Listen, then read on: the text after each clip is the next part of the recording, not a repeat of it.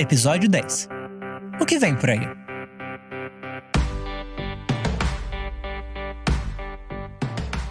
Você consegue lembrar como sua vida era diferente há apenas 5 anos? Sim, em 2019. Para transferir o dinheiro, era preciso esperar 24 horas para o valor cair em conta.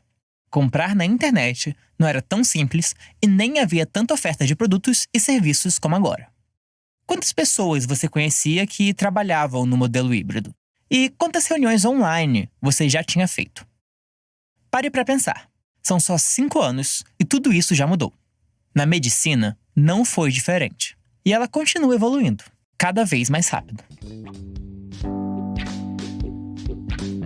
Eu sou Gabriel Alegria e esse é o Superviventes, o podcast que fala da vida após o câncer. Este é o 10º e último episódio desta primeira temporada do nosso podcast. Quantas coisas já falamos por aqui, hein? Como lidar com o baque de ter um diagnóstico de câncer, sobre nutrição, sexualidade, infecções, a importância dos exercícios e como eles ajudam na recuperação, assim como acontece com terapias alternativas, como acupuntura e meditação. Também dedicamos um episódio especial aos cuidadores e conversamos sobre cabelos, pele e autoimagem. Se você perdeu um desses, por que não voltar aqui e escutá-lo, assim que você terminar esse episódio? Eu sei que você quer ficar por dentro de tudo que os nossos superviventes abordaram nessa jornada. E para fechar essa primeira temporada, nosso 10º episódio é especial. Hoje vamos olhar para o futuro. O tema é promissor: as novas pesquisas sobre o câncer. Sabemos que é por conta da evolução da ciência que temos hoje mais de 32 milhões de pessoas no mundo vivendo com câncer curado ou sob controle. São os superviventes, a razão que move nosso podcast. Esses 32 milhões logo serão 40, 50, 100 milhões de pessoas. Tudo isso graças ao trabalho de cientistas como a doutora Andréa Cristina de Mello, chefe de divisão de pesquisa clínica e desenvolvimento tecnológico do Instituto Nacional de Câncer, o INCA, Dr. Luiz Fernando Lima Reis, diretor de ensino e pesquisa no Hospital Sírio-Libanês de São Paulo. São eles os nossos convidados de hoje. Então fique ligado, porque hoje vamos discutir o futuro do câncer. Este é o Superviventes, um podcast da AMEO, Associação da Medula Óssea. Esse podcast conta a história de pessoas que foram diagnosticadas com câncer. Nós estamos aqui para mostrar que isso não é um ponto final. É uma pausa, um ponto e vírgula. Afinal, a medicina evoluiu muito, tanto na prevenção como no diagnóstico precoce. E todo ano aparecem muitos tratamentos novos para o câncer. Assim, muitas doenças se tornaram curáveis. Hoje, mais do que nunca, a vida segue depois do câncer. Para você ter uma ideia, temos mais de 32 milhões de pessoas que sobreviveram ao câncer e estão por aí, vivendo. Esse podcast é dedicado a eles. Os superviventes, pessoas que uma vez tiveram diagnóstico de câncer. Meu nome é Carmen Vergueiro, sou médica hematologista e coordeno a AMEO. Nossos agradecimentos às farmacêuticas Astellas e a Takeda, que patrocinaram essa iniciativa. Eu fui manobrar o carro de manhã, quando eu estava manobrando no retrovisor, olhei, tinha uma mancha preta. Então, aquilo estranhei, aconteceu alguma coisa aí, marquei, saí, vim trabalhar na Santa Casa e marquei para passar no oftalmologista, que é meu sobrinho, no final da manhã. Quando eu cheguei lá, por um acaso, eu estava sentado esperando a consulta, isso era mês de agosto, julho, agosto, estava esperando a consulta e me ligaram daqui da Santa Casa, o colega que era chefe do laboratório, para dizer que estava lá um resultado de exame meu, que já estava fazia algum tempo, tinha escapado, e que eu tinha 66 mil leucócitos, que normal a taxa de leucócitos é bem mais baixa, né? E tem uns 4 mil, por aí, 4, 5 mil. Era uma leucose. E eu entrei para fazer a consulta e ele perguntou: você tem algum problema? Eu não tinha até sentar aqui na cadeira, né? E daí eu descobri que estava com uma leucemia. Esse que a gente ouviu agora é o Dr. Marcelo Mercadante. Ele, além de ser ortopedista da Santa Casa de São Paulo, é marido da doutora Carmen, a diretora executiva da AMEO e a dona da voz de abertura dos Superviventes. Foi assim que ele descobriu que tinha uma leucemia mieloide crônica. Médicos que trabalham em hospitais, como ele, fazem exames de sangue periódicos. O dele estava lá, meio esquecido, quando o chefe do laboratório bateu os olhos no resultado e viu a alteração. Isso já faz quase 10 anos. E como está o Dr. Marcelo hoje? Então, eu tomo um comprimido por dia, ele é um quimioterápico específico, por via oral.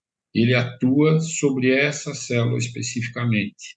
Então, ela continua sendo produzida na medula, porque ela está errada lá dentro, mas ela é eliminada e não chega a aumentar o volume. Se você escutou os Superviventes até aqui, sabe bem que a quimioterapia comum pode provocar vários efeitos colaterais, como enjoos, vômitos, queda de cabelo, baixa imunidade, perda de peso. Mas olha só o que o Dr. Marcelo comenta sobre o tratamento que ele faz. Como essa droga atua direto nessa célula alterada, as outras células não acabam sofrendo. Então, não inibe a produção de cabelo, não perde peso. É uma droga que melhorou muito a qualidade de vida, né? A droga que o Dr. Marcelo usa, que é inclusive distribuída pelo SUS, é uma terapia-alvo. Até os anos 2000, a leucemia mieloide crônica era tratada com transplante de medula óssea, com todas suas toxicidades e riscos. Com a chegada dessa droga, o tratamento mudou completamente. Quem vai querer fazer transplante se fica muito bem tomando um comprimido por dia? É um dos avanços da medicina no tratamento do câncer. Ainda não são todos os tipos de mutações que são tratados assim. Mas com essa droga-alvo, só as células que têm essa alteração genética são atacadas. É diferente do que acontece numa quimioterapia comum, que atinge todas as células que se dividem rapidamente. O problema, nesse caso, é que existem células saudáveis que também se dividem intensamente, como as dos pelos, a mucosa do trato digestivo e as células sanguíneas. Por isso, essa terapia-alvo, além de eficiente, garante uma boa qualidade de vida para a maioria dos pacientes. Esse é só um exemplo de como as coisas mudaram. Para dar um panorama de como a pesquisa de câncer tem avançado, a gente vai falar agora com o Dr. Luiz Fernando, do Sírio-Libanês. Olha só o que ele comenta sobre o que mais mudou na prevenção, diagnóstico e tratamento do câncer nas últimas décadas. Na prevenção, talvez o de maior impacto seja o sucesso da campanha anti-tabagismo, com uma redução muito significativa no câncer de pulmão. Aqui cabe uma nota, infelizmente, a gente vê hoje, especialmente entre os jovens, um aumento absurdo e irracional do cigarro eletrônico. É uma verdade. Do ponto de vista também da prevenção, o outro destaque que eu acho muito importante mencionar, para o qual o Brasil teve um papel importante, foi a vacina para HPV. Recentemente, eu agora estou na dúvida se foi Noruega ou se foi Dinamarca, reportou a ausência de novos casos de câncer de colo de útero seguidos do programa de vacinação. Então, a vacina de colo de útero é uma vacina que pode reduzir de uma forma muito significativa, se não quase na sua totalidade, potencialmente na sua quase totalidade, o câncer de colo de útero. Então, eu diria que na área da prevenção, eu acho que essas duas medidas foram muito importantes. Um exemplo interessante que o Dr. Luiz Fernando cita em relação ao diagnóstico e acompanhamento é o uso da biópsia líquida. Olha só o que ele conta. Com o advento da biópsia líquida, o apoio à decisão de tratamento com a escolha de diferentes drogas, o uso de marcadores é uma realidade. Para alguns tumores é verdade. Só para lembrar o conceito, biópsia líquida, lembra que a gente falou de novo que uma massa tumoral é muito heterogênea, porque as células vão se replicando e cada uma vai acumulando as suas mutações. Quando eu faço uma biópsia de um tumor, imagina um limão. Eu enfio uma agulha no limão e tiro um pedacinho daquele limão para estudar no laboratório. Aquele pedacinho não representa toda a diversidade contida naquele limão. No entanto, a gente já sabe que ao morrer, as células tumorais jogam fragmentos de DNA na circulação. E se ao invés de enfiar uma agulha no tumor e tirar um pedacinho dele, eu estudar o DNA tumoral que está circulando, eu consigo amostrar de uma maneira muito melhor e mais representativa do tumor a diversidade daquele tumor. Isso é realidade. Isso foi um avanço importante que veio com a melhoria de sensibilidade dos métodos de sequenciamento. E, é claro, tivemos avanços importantes também no tratamento. E do lado do tratamento, eu diria que talvez o maior avanço foi o advento da imunoterapia, que são novas drogas que surgiram para o tratamento do câncer. A imunoterapia são as vacinas contra o câncer.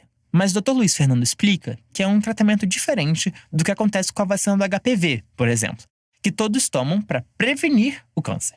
A imunoterapia são vacinas feitas a partir de materiais do próprio organismo de cada paciente diagnosticado com câncer para tratar a doença que essa pessoa tem.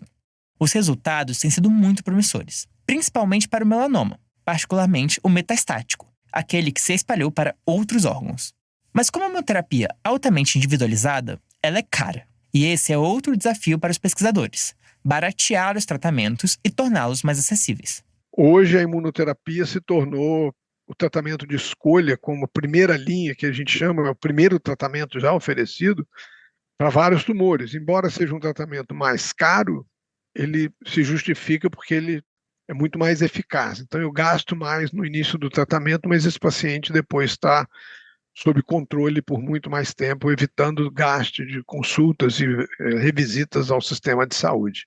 Além dessas, ainda existem muitas outras novas terapias sendo desenvolvidas, algumas delas vistas com muito otimismo. Uma série de novas tecnologias sendo desenvolvidas. Uma delas que eu acho muito promissora, por exemplo, é a combinação de anticorpos da imunoterapia carregando drogas que ajudam a acelerar o processo de morte celular. E outras que eu sou muito entusiasmado, uma delas já é uma realidade com poucos pacientes aqui no Brasil, que é uma tecnologia chamada CAR T-cell, que é uma capacidade que a gente tem de modificar a célula T no laboratório. Eu tiro a célula T, que é a célula responsável por matar a célula tumoral, eu tiro essa célula do paciente com câncer, modifico ela no laboratório geneticamente, devolvo ela para o paciente, essa célula passa então a ter uma eficácia muito maior em eliminar o tumor. Isso hoje já é uma realidade, especialmente para os tumores hematológicos, tumores do sangue. Isso tem funcionado muito bem. E tem uma nova tecnologia que ainda é mais precoce, experimental, e eu devo dizer que estou muito feliz que aqui no Hospital Sírio-Libanês a gente está caminhando para fazer um estudo ainda precoce, chamado fase 0, com vírus oncolítico. São vírus em que nós vamos infectar pacientes com vírus, e esse vírus tem a capacidade de matar a célula tumoral. Essa aqui é uma verdadeira manchete. É um tema muito novo. E provavelmente essa é a primeira vez que esse assunto sai na mídia. O Dr. Luiz Fernando vai explicar pra gente o que é essa novidade na qual ele anda trabalhando. Um projeto que a gente está envolvido é com uma empresa brasileira chamada Vairo, que é uma startup brasileira, que está usando como modelo o Zika vírus. Vocês se lembram que um dos principais achados da epidemia de Zika vírus, que foi uma contribuição importante da ciência brasileira, são os casos de microcefalia. O problema dessa doença é que o Zika vírus ele ataca as células primordiais do sistema nervoso central. Então, o bebê, quando está desenvolvendo sua massa cerebral, as células primordiais morrem, as células tronco morrem, e a gente tem uma atrofia e o não desenvolvimento do cérebro. Essa startup brasileira, chamada Viro, fez uma modificação do Zika vírus e usa essa característica do Zika vírus de ter um tropismo, de ter uma preferência por infectar células tronco do sistema nervoso central para tratar, para matar células de um tumor que hoje tem muito pouco tratamento, que é o glioblastoma, GBM. É um tumor no cérebro. O glioblastoma, como o Dr. Luiz comenta, é um tumor do cérebro que atualmente não tem muito tratamento. Um daqueles casos de câncer que não tem o que se fazer. Essa startup, então, desenvolveu um Zika vírus modificado que perde a capacidade de se replicar, mas não perde a capacidade de atacar as células primordiais do cérebro. E o tumor se parece muito com a célula primordial do cérebro. Então, os dados mostram que a infecção desses tumores, ou a inoculação do Zika vírus no tumor, mata preferencialmente a célula tumoral.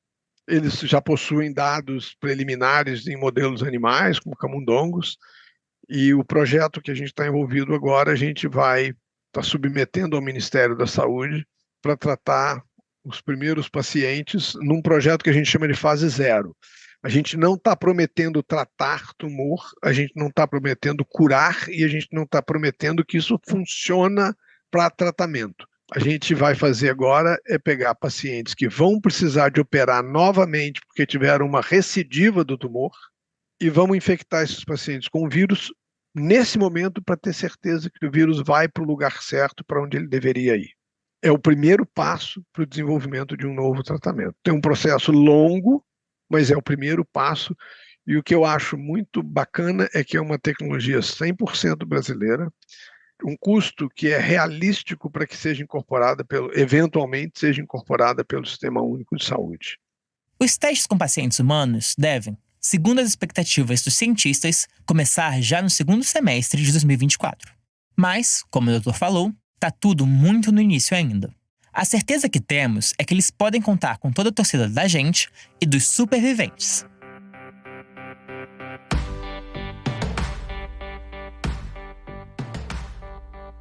Agora, a gente vai conversar com a doutora Andréa Cristina de Mello, chefe da Divisão de Pesquisa Clínica e Desenvolvimento Tecnológico do INCA. Assim como o Dr. Luiz Fernando, ela tem muitas novidades para contar para a gente. E quando eu falo muitas, são mais de 100 novidades. Nós temos, talvez, perto também de 140 estudos clínicos em andamento, em diversas áreas da oncologia.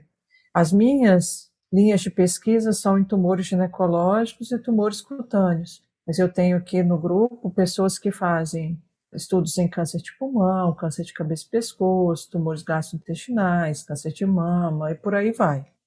Muito do que nós fazemos aqui são estudos patrocinados pela indústria farmacêutica, mas nós temos também o que nós popularmente chamamos de estudos de iniciativa do investigador. Algumas das linhas de pesquisa do INCA usam a inteligência artificial. A doutora Andréa conta pra gente como é isso. Eu acho que ela é fundamental, esse é um caminho sem volta, ela vai ser cada vez mais utilizada em todas as especialidades médicas.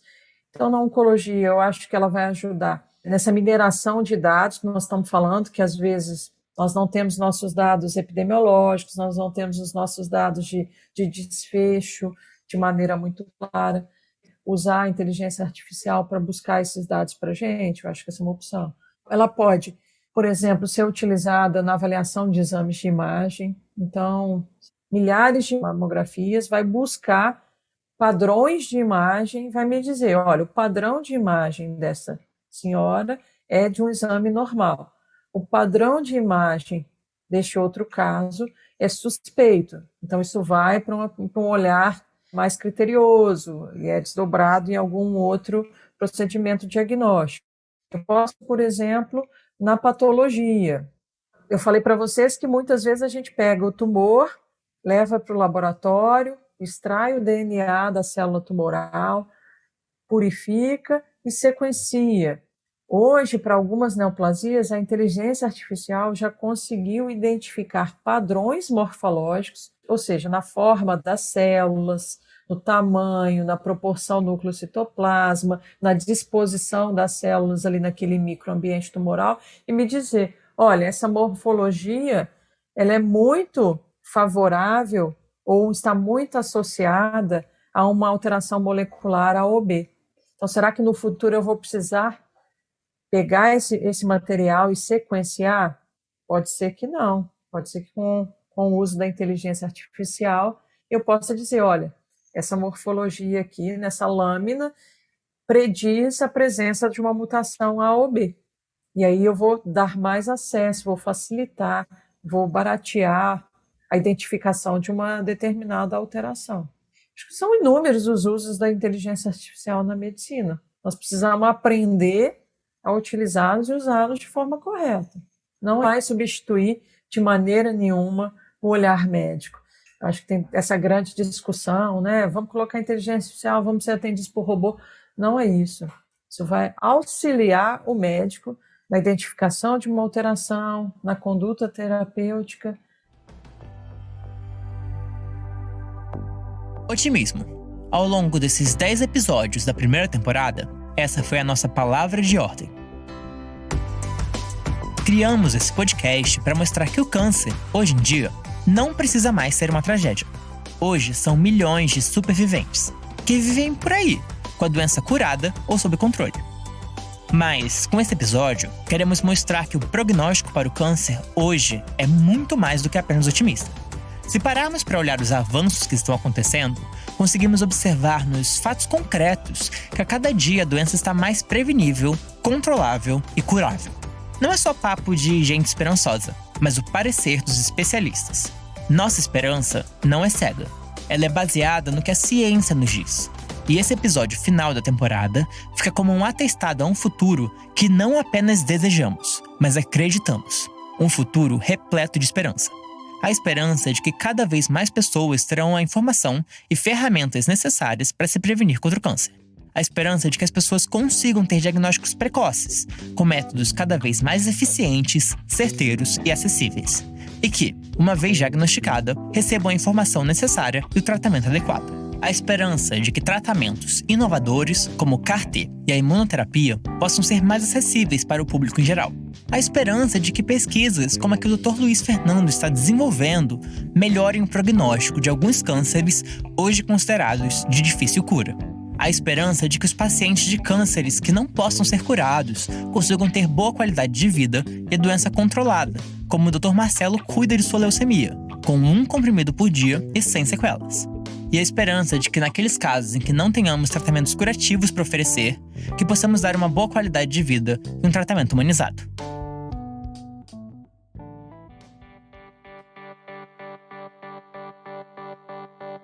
Este foi o Superviventes, podcast que conta que há vida depois do câncer. Se você quiser descobrir mais sobre os personagens desse episódio, nós colocamos fotos deles no nosso Instagram, @AmioMedulaOssea. O Superviventes é uma realização da Amio, Associação da Medula Óssea do Estado de São Paulo. Há mais de 20 anos, ajudamos pacientes que enfrentam transplante de medula óssea no Brasil. Nosso trabalho abrange as áreas de assistência, educação e pesquisa. E para isso, contamos com o apoio de pessoas que acreditam no poder da solidariedade. Você também pode participar sem gastar nenhum centavo, doando sua nota fiscal. Descubra como fazer isso entrando no nosso site www.amio.org.br/Nota Fiscal Paulista.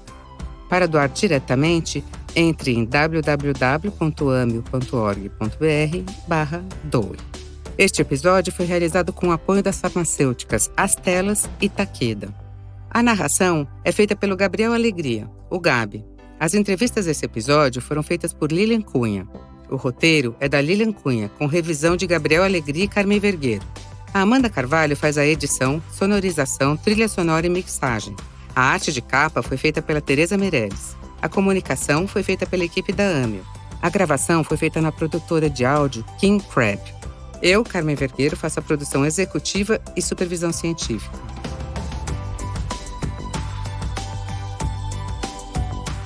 Agradecemos a participação da doutora Andréa Cristina de Mello, do INCA, e do Dr. Luiz Fernando Lima Reis, do Hospital Sírio-Libanês, e do nosso supervivente, meu marido, companheiro e parceiro para todas as aventuras da vida, Marcelo. Também queremos agradecer novamente aos especialistas que participaram da nossa primeira temporada. Nosso imenso agradecimento por acreditarem nesse projeto e doarem seu tempo e expertise a ele. Vocês são geniais. E é claro, também agradecer a todos os superviventes que corajosamente compartilharam conosco suas vitórias, suas dores, dando testemunhos de toda a sua jornada. Vocês são uma esperança viva. Este trabalho é uma homenagem a vocês. Também nosso muito obrigado para toda a nossa equipe que superou todos os obstáculos para produzir um material que tanto nos orgulha. Me despeço aqui por hoje, mas fiquem ligados porque os trabalhos para a nossa segunda temporada já estão rolando. Ainda vamos falar sobre muita coisa interessante por aqui. Então não esqueça de acompanhar nossas redes sociais e entrar no nosso grupo do Telegram, onde você vai saber em primeira mão sobre tudo relacionado aos superviventes. Você encontra o link aqui na descrição ou no nosso Instagram. Agradecemos sua companhia nessa temporada e esperamos você na próxima. Um super abraço para todos.